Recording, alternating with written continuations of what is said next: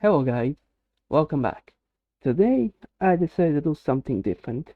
In this video, I decided to make a bit of a tutorial of how I make these videos. This will include everything from what mods I use to editing software and music of course, and everything in between. The reason I decided to do this now is because 2025 is soon approaching. It's only about 8 days from time of recording, and I decided to make this as a kind of a tutorial for making videos in 2025 because you might want to use some of the things that I am using. And so, without further ado, let's begin. Firstly, let's talk about the mods that I'm using in Minecraft. Currently, I'm downloading all mods that I use from a platform called Moog. It's pretty easy to understand and it's easy to create your own collection of mods that you want to use. The list contains 25 mods that I use when I'm playing Minecraft. This list ranges everything from optimization mods to quality of life mods and everything in between that makes playing Minecraft much easier. Regarding the mods I am using, one of the installed mod that I am also wanted to talk about is the Iris. This mod allows you to install shaders into your Minecraft client and allowing you to your world looks much nicer than it did currently. For example, this is how the area looks like normally without no shaders, and this is the same area with shaders installed. As you can see, this area looks much more nice. Alright, so this is the program that I'm using for recording the videos. It's called OBS. It's industry standard and it's pretty much used by everyone that I know. It contains all the features that you need for recording the videos, and as you can see, I have split up the scenes necessary for making these videos. In audio you can see what everything it contains. It contains audio captured by the mic, the Discord recording, as well as the sounds from the game.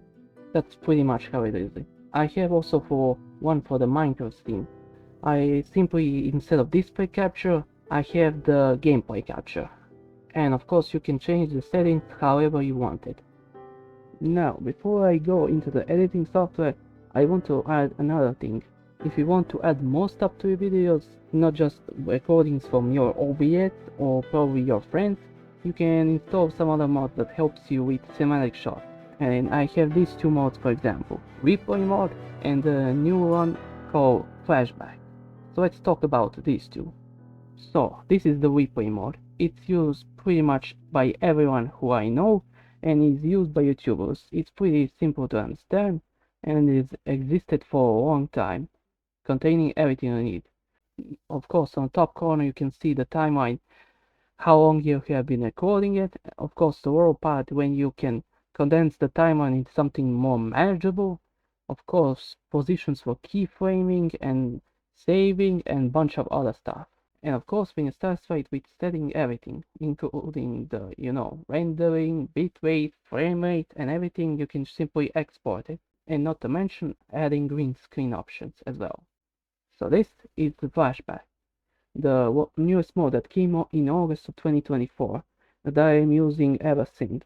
It allows you to create cinematic shots and it was created by same developer who made the Axiom mod that was made in 2023.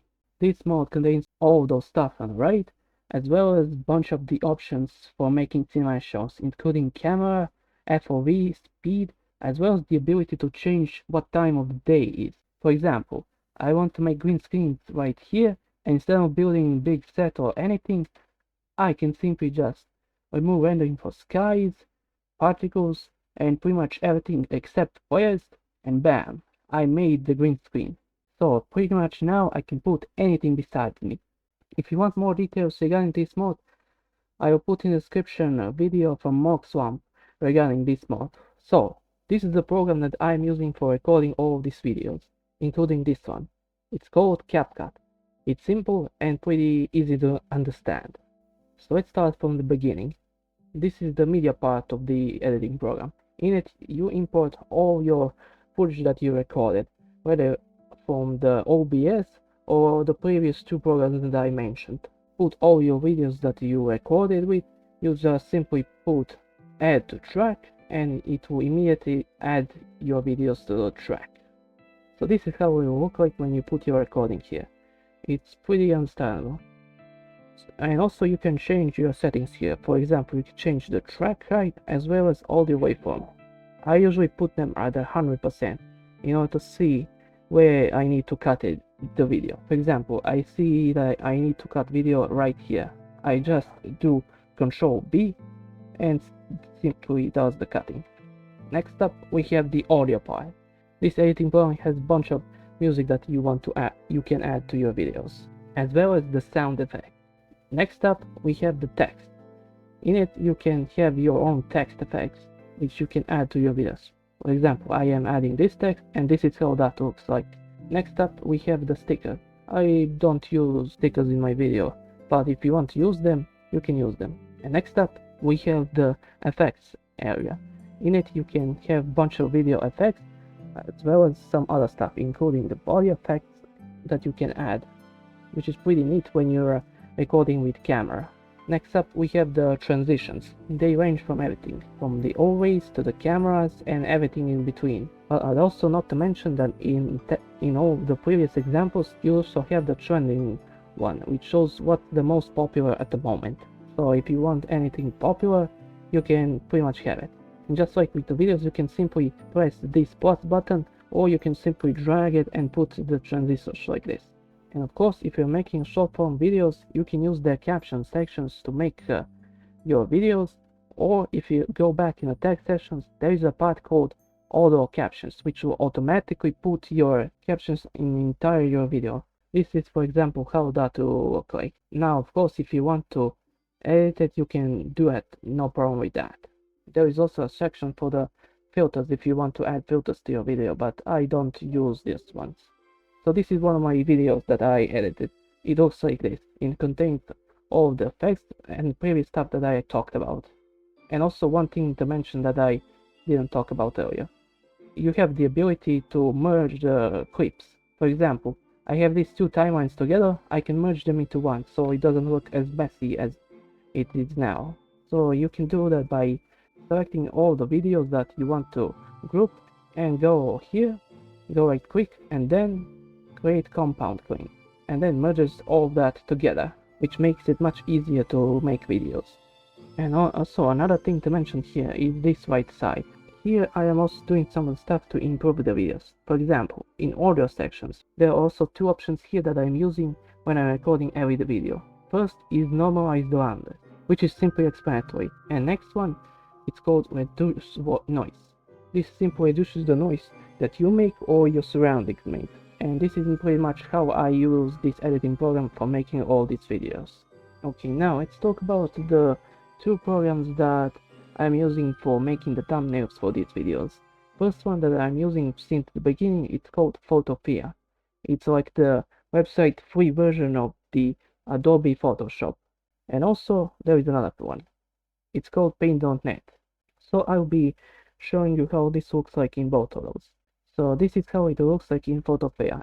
However, since this is the website rather than standalone program, it could be a bit slower depending on your situation. And now I'm gonna add some of the things into thumbnail to make it look interesting. And after a bit of a tinkering, this is how it looks like. Now I want to make it look a bit nicer. I can make it look much lighter, black and white, as well as saturation of the color. So let's move on to the next program. So this is how it looks like in Paint.net. It's the newest program that I use for one of my recent videos. And of course there are a bunch of other options as well. One of my favorites is ability to add text to the thumbnails. For example, hello, and this is pretty much all for the Paint.net. Now, before we wrap things up, I want to show the two websites that I also started to use, and it's regarding the videos. Firstly, it's called Thumbs Up TV. This is the program that you can show you how your thumbnails will look like on a YouTube page. So I just dropped one of my thumbnails in this box right here, and this is the result, showing you how exactly your thumbnail is gonna look like depending on where you're looking at it. This is pretty good, wanting to know how exactly your thumbnail is gonna look like. And lastly, I want to talk about another program, YTMP3. This is the program that allows you to convert YouTube videos into MP3 format. allowing you to easily download the audio or the video files. I was using this in order to download music for my videos. This is that entire list containing all the music that I have downloaded that I'm using in these videos. And so guys, this is pretty much how I make these videos. Hopefully this video makes up a good tutorial for you. So anyway, this is my last video for 2024. I hope you enjoy it. We will see you in 2025. Happy holidays, and we will see you next time.